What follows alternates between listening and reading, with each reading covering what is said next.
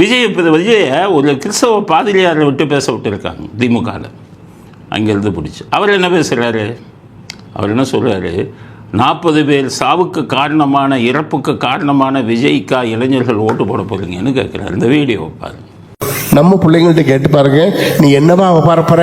விஜய் ரசிகராக போறேன்.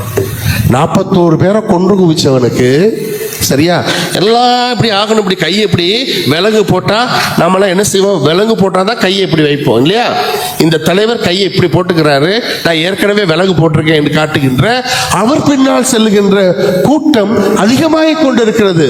இந்த மாதிரி யாராச்சும் உண்மையான பாதிரியார்கள் பேசுவாங்களா? இவர் திமுக ஏற்பாடு செய்த பாதிரியார். அதனால் அவர் வந்துக்கிட்டு விஜய் தான் 40 பேர் இறப்புக்கு காரணமா எங்கே கரூரில், அதனால் அவருக்கா நீங்கள் ஓட்டு போட போகிறீங்கன்னு இளைஞர்களை பார்த்து கேட்கிறார். சரி, அது அவருடைய சொந்த கருத்து. ஆனால் அவர் சொல்லக்கூடிய விஷயத்தில் 40 பேர் கரூரில் 40 பேர் இறப்புக்கு காரணம் விஜயா? பாதிரியாருக்கு சொல்கிறேன், அந்த இறப்புக்கு யார் காரணங்கிறது தான் இப்போ வந்துக்கிட்டு சிபிஐ விசாரிச்சுக்கிட்டு இருக்காங்க. அதில் அதிர்ச்சி தரக்கூடிய பல தடயங்கள் கிடச்சிருக்கு. அவர்கள் கூடிய சீக்கிரம் வழக்கு பதிவு செய்ய போகிறார்கள் என்பதை பாதிரியார் அவர்களுக்கு சொல்ல விரும்புகிறேன். நான் கூடிய விரைவில் பாருங்கள், எஃப்ஐஆர் போட போகிறாங்க சிபிஐ. அதில் சில பேரை கைது செய்தாலும் ஆச்சரியப்படுவதற்கு இல்லை. இது குற்றப்பத்திரிகையாக தாக்கல் செய்தால் நிறைய பேர் ஜெயிலுக்கு நிரந்தரமாக போக வேண்டியது வரும். இதுதான் இது ஆரம்பத்திலிருந்து எல்லாருமே சொல்லிக்கிட்டு இருக்காங்க. 40 பேரை கொன்னது யார்? 40 பேரை கொன்னவன்னா விஜய் போய் ஒவ்வொருத்தராக கழுத்தை நெரிச்சு கொண்டாரா? இல்லை கூட்டத்தில் விஜய் ஆட்களை வச்சு பிடிச்சி தள்ளினாங்களா? பள்ளம் இருக்கிற இடத்துல அனுமதி கொடுத்து சாகட்டும்னு நினைச்சது யார்? விஜயா? அப்போ என்ன அர்த்தம்? கொலை செய்தது யார்? வரப்போகிறது. சிபிஐ அறிக்கைக்காக காத்திருங்கள் அப்படிங்கிறது தான் இவங்களுக்கு சொல்ல விரும்புகிறேன். பாதிரியாருக்கும் சொல்ல விரும்புகிறேன், திமுக காரங்களுக்கும் சொல்ல போகிறேன். ரொம்ப ஆடாத இதுங்க, இங்கே வேகமாக நடக்குது. ஆதாரங்கள் கிடைச்சிருக்கு, ரெடியாக இருக்காங்க எஃப்ஐஆர் போடுறதுக்கு. உச்ச நீதிமன்றத்தில் கலந்து பேசிக்கிட்டு இருக்காங்க. ஆனால் உச்ச நீதிமன்றத்திலேருந்து எல்லோரும் ரெடி ஆகிட்டாங்க. எங்கள் ஜட்ஜை தீர்ப்பு கொடுத்த ஜட்ஜை பதவி விலக சொல்வீங்களா, தீட்டிடுவோங்களேன்னு சொல்லி ரெடியாக இருக்காங்க. அதனால் இந்த ஆதாரங்கள் எல்லாம் போகும்போது திமுகவிற்கு தேர்தல் நேரத்தில் அது மிகப்பெரிய மரண அடியாக இருக்கும் அப்படிங்கிறது தான் சொல்ல. நீங்கள் யாரை வச்சு பேசினாலும் நியாயம்னு ஒன்று இருக்குல்ல, தர்மம்னு ஒன்று இருக்குல்ல. தப்பு செஞ்சால் நீங்கள் தண்ணி குடிச்சு தானே ஆகணும், உப்பு தின்னவங்க தண்ணி குடிச்சு தானே ஆகணும். அதனால் விரைவில் காத்திருங்கள், கிளைமேக்ஸ் இருக்குது அப்படிங்கிற கருத்தையும் இந்த விஜய் விஷயத்தில் சொல்ல விரும்புகிறேன். ஆனால் விஜய் விஷயத்தில் இன்னொரு விஷயம் சொல்ல விரும்புகிறேன். நம்ம அப்பப்போ விஜய்க்கு அறிவுரை கூறுவோம். அது விஜய் எதிராக பேசுகிறோம்னு நினைக்காதீங்க. ஆரம்ப கட்டத்திலேருந்து உங்களுக்கு அந்த அறிவுரையை நான் சொல்லிக்கிட்டு இருக்கேன். ஈவேரா படத்தை போட்டீங்க, அப்போவே சொன்னால் அவர் சாமியை செருப்பால் அடித்தவர், சாமி கும்பிடுவனை முட்டாள்னு சொன்னவர். நீங்கள் அவர் படத்தை பெருசாக போட்டிங்கன்னா உங்களுக்கு ஓட்டு சதவீதம் குறையும், ஓட்டு போடுற பக்தர்கள் போட மாட்டாங்கன்னு சொன்னேன். அதுக்கப்புறம் அவர் அதை மாற்றிக்கிட்டு எம்ஜிஆரையும் அண்ணா ஃபோட்டோவையும் போட ஆரம்பித்தார். நல்ல விஷயம். அது மாதிரி ஒவ்வொரு அப்பப்போ அறிவுரை. சார் எதிர்த்தார். அவர் உச்ச நீதிமன்றத்தில் வழக்கு போடுறதுக்கெல்லாம் ஏற்பாடு பண்ணார் விஜய். அப்போ நான் சொன்னேன், சார் விஷயத்தை எதிர்க்காதீங்க, அது உங்கள் நலனுக்கு மட்டுமல்ல, நாட்டு நலனுக்கே முக்கியம். பல லட்சக்கணக்கான போலி வாக்காளர்கள் அதில் இருக்காங்க. இதுதான் திமுகவின் ஆயுதம். இந்த போலி வாக்காளர்கள் பெயரிலே இவர்கள் கள்ள ஓட்டு போட்டுத்தான் ஆட்சியை பிடிக்கிறார்கள். அவர்கள் எதிர்ப்பதற்கு காரணம் உண்டு. காரணம் ஜெயிக்க முடியாது அந்த கள்ள ஓட்டு இல்லாமல், அந்த போலி ஓட்டு இல்லாமல் அப்படின்னு அவங்களுக்கு தெரியும், எதுக்குறாங்க. ஆனால் நீங்கள் எதிர்த்து அவங்களுக்கு வசதி பண்ணி கொடுக்குறதுன்னு ஆயிருமே. அதனால் சாரை எதிர்க்காதீர்கள்னோ நம்ம சொன்னதுக்கப்புறம் அவர்கிட்ட மாற்றம் தெரிந்தது. எதிர்த்து பேசவில்லை, எதிர்த்து எந்த நடவடிக்கையும் எடுக்கவில்லை. அடுத்தது ஒன்றிய அரசுன்னு பேசினார். நான் பல தடவை சொன்னேன், ஒன்றிய அரசுன்னு பேசாதீங்க, அது திமுகவின் கண்டுபிடிப்பு, திமுகவோட அக்மார்க்கு முத்திரை. அது வேணும்னே கிண்டல் அடிக்கணும், மத்திய அரசாங்கத்தைன்னு பேசுகிறாரு. நீங்கள் ஒன்றிய அரசுன்னு பேசுனா நீங்களும் திமுகவுக்கு உடந்தையாக இருக்கீங்கன்னு உங்களுக்கு கெட்ட பேர் வரும். ஒன்றிய அரசுன்னு பேசாதீங்கன்னு சொன்னோம். அதுக்கப்புறம் இப்போ இன்னமே அதை கடைப்பிடிக்கிறாரான்னு பார்ப்போம். இப்போ இன்னொரு விஷயம், நேற்று இந்த கிறிஸ்மஸ் இதுக்கு வாழ்த்துக்கள் சொல்லும்போது விஜய் ஒரு கருத்தை சொல்லியிருக்காரு. என்னென்னா, ஒவ்வொரு மதத்தினருக்கும் ஒவ்வொரு பண்டிகைகள் உண்டு அப்படின்னு சொல்லிட்டு இந்துக்களுக்குன்னு சொல்லும்போது பொங்கல் பண்டிகையை மட்டும் சொல்கிறார், தீபாவளி பண்டிகையை விட்டுட்டு சொல்கிறார். இது உங்களுக்கு பல பேருக்கு தெரியாது. விஜய் ஆதரவாளர்களுக்கே சொல்கிறேன், தப்பு இருந்தால் நான் சுட்டி காட்டுறேன், அவர் திருத்திக்கட்டும், நல்லது அவருக்கு. இல்லைன்னா மத ரீதியாக பல பேர் கோபத்துக்கு ஆளாவார்கள். அவர் தீபாவளியை விட்டுட்டு பொங்கல், அது பொங்கல் பண்டிகைக்கு இந்துக்களுக்கு பொங்கல் பண்டிகை போல், பொங்கல் பண்டிகை இந்துக்கள் கொண்டாடினாலும் இந்தியா பூரா இருக்கிற இந்துக்கள் கொண்டாடுறது தீபாவளி. தீபாவளிங்கிறது தான் இந்துக்கள் மிக இதாக கொண்டாடக்கூடிய ஒரு இது. நீங்கள் இந்த திமுககாரன் பூரா தீபாவளிக்கு வாழ்த்து சொல்ல மாட்டான். ஏன்னு கேட்டிங்கன்னா, தீபாவளியை நரகாசுரன்கிற அரக்கனை இறைவன் வந்து கொண்டாங்க அப்படிங்கிறது வரலாறு. ஆனால் அந்த திமுககாரன் பூரா யார் கெட்டவனோ அவனுக்கு தான் சப்போர்ட் பண்ணுவாங்க, அவனுக்கு தான் ஆதரவு குரல் கொடுப்பாங்க. ராவணன் எப்படிப்பட்டவரோ, ஆனால் ராவணன் சீதையை கடத்தி கொண்டு போனான். தன்னுடைய மனைவியை மீட்பதற்காக ராமர் படையெடுத்து போனார், போய் மனைவியை மீட்டு விட்டு வந்தார். ஆனால் இவன் பூரா ராவணன் நல்லவன், ராமாயணம்னா கீமாயணம், ராவணன் நல்லவன்மா திமுக ரம்புறான். அவங்க ராவணத்து படத்தை கொளுத்துவாங்க. ராமர் நினைவா வட இந்தியாவில் ராவணன் படத்தை கொளுத்துவாங்க, அவர் வில்லன். இங்கே வந்துக்கிட்டு ராமர் படத்தை கொளுத்துவான் அந்த திமுககாரன் திகாரன்லாம். எப்போவுமே ஏட்டிக்கு போட்டியா எக்குத்தப்பா பேசுகிறது. ஒருத்தர் ஒன்று சொன்னால் அதுக்கு எதிரான சொல்கிற கருத்துக்களை சொல்ல, அந்த கருத்து பார்த்திங்கன்னா நல்ல கருத்தாக இருக்காது. அதனால் அவர்கள் வந்து ஆரம்பத்திலேருந்து தீபாவளியை எதிர்த்தாங்க, தீபாவளியை கொண்டாடக்கூடாதுன்னாங்க. ஸ்டாலின் எல்லாம் தீபாவளி பண்டிகை, தீபாவளி வாழ்த்துக்களே சொல்ல மாட்டார். விஜய் கூட தீபாவளி வாழ்த்துக்கள் சொல்லாமல் இருந்தார். நாங்கள் எதிர்ப்பு தெரிவித்தோம். எல்லா மக்களும் கொண்டாடக்கூடிய ஒரு பண்டிகை, அதில் போய் நீங்கள் இதெல்லாம் அர்த்தமெல்லாம் பார்க்கக்கூடாது. மக்களுடைய நம்பிக்கை அது. இப்போ ஒவ்வொரு பண்டிகைகளையும் ஒவ்வொருத்தவங்க ஒரு மாதிரி கொண்டாடுவாங்க. கிறிஸ்தவர்கள் குட் ஃப்ரைடேன்னு கொண்டாடுவாங்க.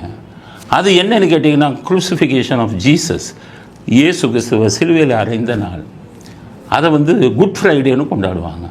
இந்த திமுககாரங்க மாதிரியால் அது எப்படி குட் ஃப்ரைடே, அவர் சிலுவையில் அறைஞ்சது நல்ல ஃப்ரைடேயா, நல்ல வெள்ளிக்கிழமையான்னு கூட கேட்பான். ஆனால் அது அப்படி இல்லை. அவர் இறந்ததன் மூலம் இந்த நாட்டுக்கு இந்த உலகத்துக்கு நன்மை செய்தாருங்கிறது தான் குட் ஃப்ரைடே, க்ரூசிஃபிகேஷன், சிலுவையில் அறைஞ்சது அப்படிங்கிறதுக்காக சொல்லுவாங்க. அதே மாதிரி இதில் நீங்கள் பார்த்தீங்கன்னா, இந்துக்கள் இதில் ராவணனுக்கு 10 தலைம்பாங்க, கேட்கக்கூடாது. ஆமாம், ஒரு மனுஷனுக்கு எப்படியா 10 தலை, அது ஒரு நம்பிக்கை, அவ்வளோதான். விநாயகருக்கு யானையின் தலையும்பாங்க, மனுஷனுக்கு எப்படியா யானையின் தலை வரும்னு கேட்கக்கூடாது. அது உங்களுடைய நம்பிக்கை, அதெல்லாம் கிண்டல் அடிக்கக்கூடாது. அதனால் தீபாவளியே அவங்க போய் கிண்டல் அடிக்கிறது இந்த திமுக, வாழ்த்து சொல்கிறதில்ல. அதனால் நான் ஒரு தடவை என்ன பண்ணேன்னு கேட்டிங்கன்னா, 2-3 தடவை தீபாவளிக்கு ஸ்டாலின் அவர்கள் வாழ்த்து சொல்லவில்லை.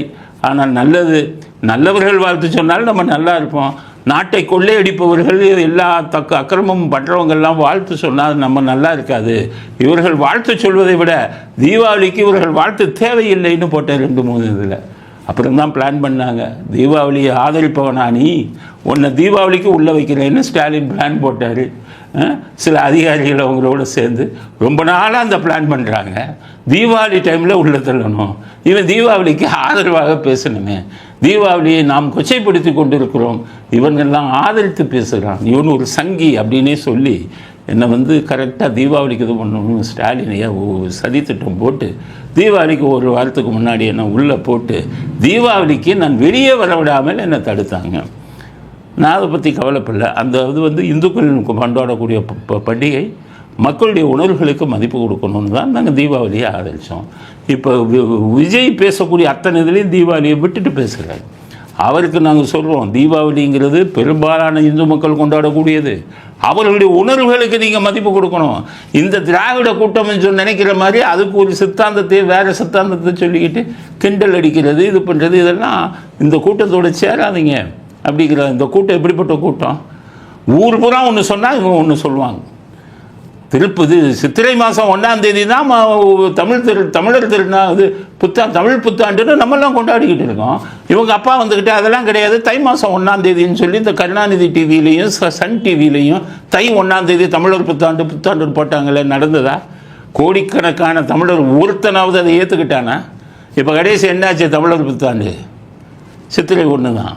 இவங்க சொன்னபடி தை 1 கடைப்பிடிக்கிறாங்க.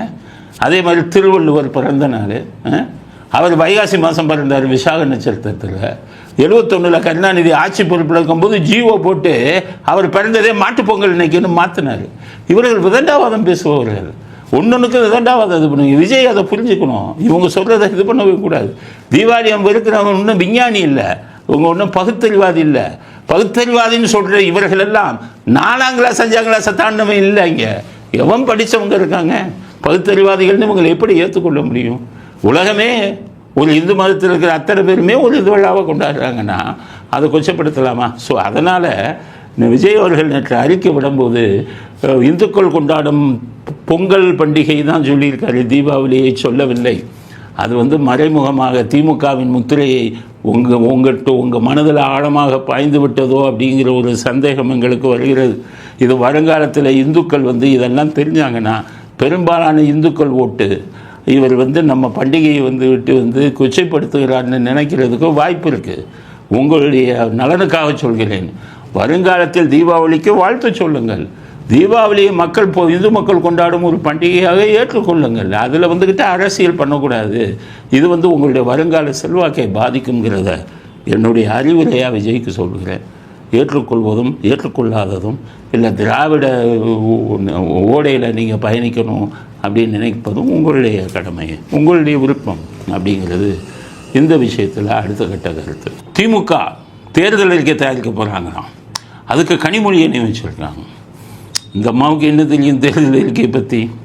போன தடவை 501 என்னமோ தேர்தல் அறிக்கை கொடுத்தாங்க திமுக. இதுவரை அதில் எத்தனை நடைமுறைப்படுத்தினாங்க? முக்கியமான எதுவுமே நடைமுறைப்படுத்தலை. அதிமுக ஆட்சியில் நடைமுறைப்படுத்தின சில இதெல்லாம் இவங்க அதில் தேர்தல் அறிக்கையில் சொல்லிட்டு நாங்கள் நடைமுறைப்படுத்திட்டோம். நாங்கள் நீட்டு தேர்வை ரத்து செய்வோம்னாங்க, தேர்தல் அறிக்கையில் ரத்து செஞ்சாங்களா?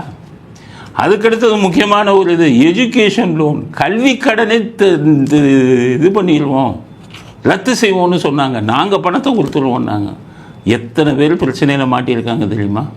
நான் உதாரணத்துக்கு ஒன்று சொல்கிறேன். ஒருத்தவங்க அவங்க பொண்ணை கல்வி கடன் வாங்கி படிக்க வச்சாங்க. அந்த பொண்ணு வேலைக்கு போயிட்டாங்க. அவங்க போய் அதை மாதம் கட்டிக்கிட்டு இருந்தாங்க. திமுக ஆட்சிக்கு வந்தது. ஸ்டாலின் கொடுத்தார் உறுதிமொழி, தேர்தல் வாக்குறுதி, நாங்கள் ஆட்சிக்கு வந்தால் கல்வி கடனை ரத்து செய்வோம். ஆட்சிக்கு வந்துட்டேன். பணம் கட்ட பேங்க்குக்கு போனாங்க. மேனேஜர் சொன்னார், ஏம்மா வேஸ்ட்டாக பணம் கட்டுறீங்க? அவர் முதலமைச்சர் சொல்லிட்டாருமா, ஆட்சிக்கு வந்தால் கல்வி கடன் ரத்து செய்யப்படும். இப்போ ஆட்சிக்கு வந்துட்டாருமா, அதனால் என்ன பண்ணுறீங்க, ஏன் வேஸ்ட்டாக கட்டுறீங்க? அவர் ரத்து செஞ்சிருவார். நாங்கள் இவங்க கட்டிக்கிட்டு இருந்தவங்க நிறுத்திட்டாங்க. 1 வருஷம் ஆச்சு, 2 வருஷம் ஆச்சு, 3 வருஷம் ஆச்சு, 4 வருஷம் முடிஞ்சு 5ஆவது வருஷம் வந்தோடனே அதே பேங்க் மேனேஜர் அந்த அம்மாவை கூப்பிட்டாங்க. அம்மா, உங்களுடைய கல்வி கடன் 2 மடங்கு ஆயிடுச்சு, வட்டியும் சேர்த்து. அதனால் முதல்ல நீங்கள் 4 லட்சம் கட்ட வேண்டியது கொஞ்சம் கட்டியிருக்கீங்க, இப்போ அது 8 லட்சமாக வட்டியோடு ஆயிடுச்சு, கட்டுங்கிறான். என்னாச்சு? ஒரு தேர்தல் வாக்குறுதியை நீங்கள் கொடுத்து அதை நிறைவேற்றாவிட்டால் எத்தனை பிரச்சனைகள் மக்களுக்கு வருங்கிறத சிந்திச்சிங்களா? தேர்தல் வாக்குறுதி கொடுக்கும்போது இதை பற்றியெல்லாம் யோசிக்கணும். இல்லை, பென்ஷன் கொடுப்பேன்னு இங்கே பழைய பென்ஷன் அரசு ஊழியர்களுக்கு அவங்க கனவு கண்டுக்கிட்டு இருக்காங்க. ஏன்னா அவர் மற்ற அரசு ஊழியர்கள் 2001க்கு முன்னாடி 2003க்கு முன்னாடின்னு நினைக்கிறேன், அதுக்கு முன்னாடி இருந்த அத்தனை அரசு ஊழியர்களுக்கும் பென்ஷன் இருக்குது. அதுக்கு பின்னாடி உங்களுக்கு பென்ஷன் இல்லை. அதனால் அவங்க என்ன நினைக்கிறாங்க, மற்ற அரசு ஊழியர்களுக்கு இருக்க, எங்களுக்கு இல்லையே, எங்களுக்கு அந்த பழைய ஓய்வூதியத்தை கொடுக்கணும்னு போராடினாங்க. ஆனால் உங்களுக்கு அரசாங்கத்தில் நிதி நிலைமை மோசமாக இருக்குதுன்னு வச்சுக்கோங்க. நீங்கள் தேர்தல் அறிக்கை தயார் பண்ணும்போது அதை யோசிக்கணும். உடனே என்ன சொல்லிட்டீங்க, நாங்கள் வந்தால் பழைய பென்ஷன் கொடுப்போம். நீங்கள் ஆசையோடு இருந்தாங்க, உங்களால் கொடுக்க முடியலை. அப்போ எதுக்கு தேர்தல் வாக்குறுதி கொடுக்குறீங்க? ஏமாற்று வேலை தானே. அப்போ என்ன ஆகும்? நீங்கள் ஒரு தேர்தல் வாக்குறுதி கொடுப்பதற்கு முன்பு 100 தடவை யோசிக்கணும். அதனால் என்ன பாதிப்பு வருங்கிறத யோசிக்கணும். அதனால் கனிமொழியை ஒரு இதாக போட்டு வச்சுருக்கீங்க தேர்தல் அறிக்கையில். நடக்கக்கூடிய விஷயங்களை உறுதிமொழியாக கொடுங்கள், சும்மா ஆசை காட்டி ஏமாற்றாதீங்க. ஸோ திமுக தேர்தல் அறிக்கை எல்லோரும் நம்பாதீங்க. இவர்கள் எது முடியாதோ அதெல்லாம் கொடுத்து உங்களை ஏமாற்றுவார்கள். அதனால் இவர்கள் கொடுக்கும் தேர்தல் அறிக்கையை நம்பி யாரும் ஓட்டு போட்டுறாதீங்கிறது தான் என்னுடையது. ஏன்னா அவங்க செய்ய மாட்டாங்க அப்படிங்கிறத புரிஞ்சுக்கங்க.